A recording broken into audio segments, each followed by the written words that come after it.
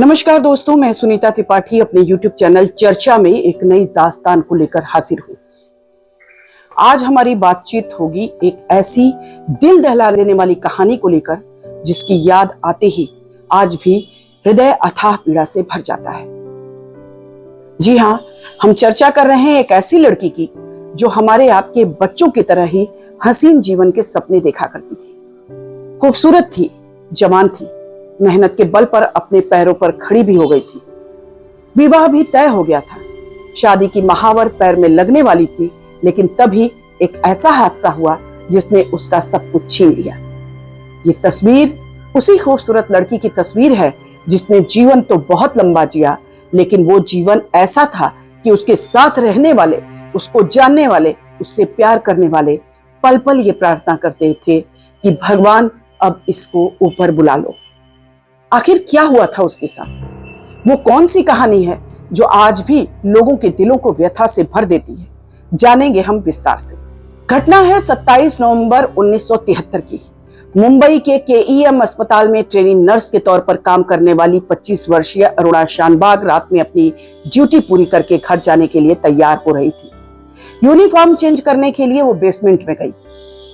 उन्हें क्या मालूम था कि आज का दिन एक ऐसी बीमारी, एक ऐसा दर्द देने वाला है जो कभी भी ठीक नहीं हो पाएगा। अरुणा जैसे ही बेसमेंट में गई, वहां का वार्ड बॉय सोहन लाल वाल्मीकि अचानक से सामने आ गया। वो पहले से ही छिपकर अरुणा का इंतजार कर रहा था। उसके सर पर अरुणा को पाने का जुनून सवार था। उसने शानबाग को जोर से पकड़ लिया। सोहन लाल के चंगुल से छूटने के लिए वो तड़पने लगी। अरुणा को काबू में करने के लिए उसने कुत्ते को बांधने वाली चैन को अरुणा के गले के चारों तरफ लपेट दिया और गले को दबाने लगा। अरुणा ने उसके चंगुल से छूटने के लिए जी जान लगा दिया, पर वो मुक्त नहीं हो सकी। गले की नसें दबने से वो बेहोश हो गई और इसी अवस्था में उस वहशी ने उसके साथ दुराचार किया और उसको बेहोशी की अवस्था में छोड़कर भाग निकला। उसके बाद की कहानी और दर्दनाक है। गले में जंजीर के दबाव से अरुणा के मस्तिष्क में ऑक्सीजन की सप्लाई बंद हो गई और वो कोमा में चली गई। गर्दन की हड्डी में चोट और कर्टिकल ब्लाइंडनेस के कारण अरुणा की हालत खराब हो रही थी। उसी अवस्था में वो रात भर पड़ी रही। अगले दिन सुबह 7:45 बजे एक क्लीनर ने अरुणा को उस हालत में देखा। आनन फानन में उसे अस्पताल ले जाया गया, लेकिन तब तक बहुत देर हो चुकी थी। वो हमेशा के लिए कोमा में जा चुकी थी। आगे क्या हुआ ये कहानी हम जरूर बताएंगे, लेकिन उससे पहले हम ये बताएंगे कि उस दुराचारी का क्या हुआ। पुलिस ने उसके खिलाफ डकैती और हत्या के प्रयास के तहत केस दर्ज किया और वो पकड़ा गया। अब आप सोच रहे होंगे कि उस पर दुष्कर्म का केस क्यों नहीं हुआ। मीडिया सूत्रों की माने तो उस समय अस्पताल के डीन डॉक्टर देशपांडे ने जानबूझकर अरुणा के साथ हुए दुराचार की बात को दबा दिया था।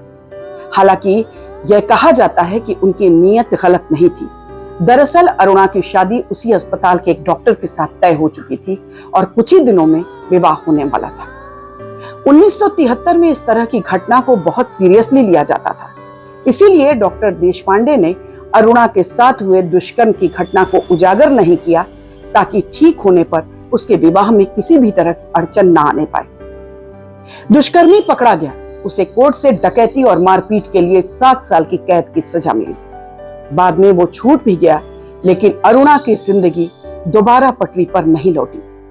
दिन, महीने, साल गुजर गए। अरुणा की काया एक खूबसूरत नर्स से एक बुजुर्ग महिला में तब्दील हो गई, लेकिन वो कोमा से बाहर नहीं आई।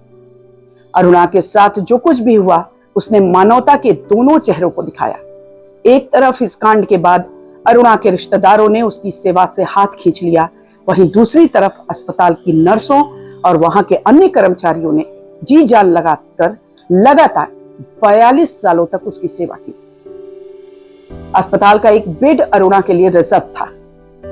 1980 के दशक में बृहद मुंबई नगर महापालिका ने शानबाग को KEM अस्पताल से बाहर ले जाने के लिए 2 प्रयास किए, ताकि अस्पताल के बेड को खाली कराया जा सके, लेकिन नर्सों ने विरोध शुरू किया और BMC को थक हारकर ये योजना छोड़नी पड़ी। एक सबसे दिलचस्प वाकया ये हुआ कि अरुणा को चाहने वाले और उसके प्रति सहानुभूति रखने वाले लोग कोर्ट में आमने सामने आ गए।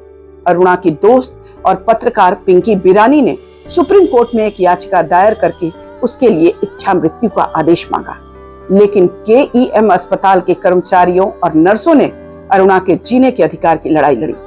इस घटना में मानवता का सबसे ऊंचा मापदंड ये नजर आया कि एक ओर पिंकी बिरानी अरुणा के दर्द को कम करने की लड़ाई लड़ रही थी, तो दूसरी ओर केईएम अस्पताल के कर्मचारी और नर्स उसको जिंदा रखने की लड़ाई लड़ रहे थे। मारने वाले से बचाने वाले का हक ज्यादा बड़ा होता है, ये बात साबित हुई।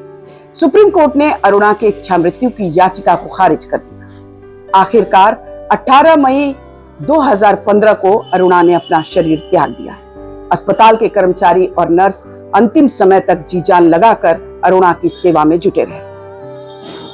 दर्शकों, हमने ये कहानी नकारात्मक प्रभाव डालने के लिए नहीं, बल्कि सबक लेने के लिए सुनाई है। कल अरुणा थी, आज हमारी आपकी बेटी भी हो सकती है। हम लोग इससे सबक लें और समाज को महिलाओं के प्रति संवेदनशील बनाने के प्रति भागीदार बने, ताकि आगे से ऐसी घटना ना हो सके।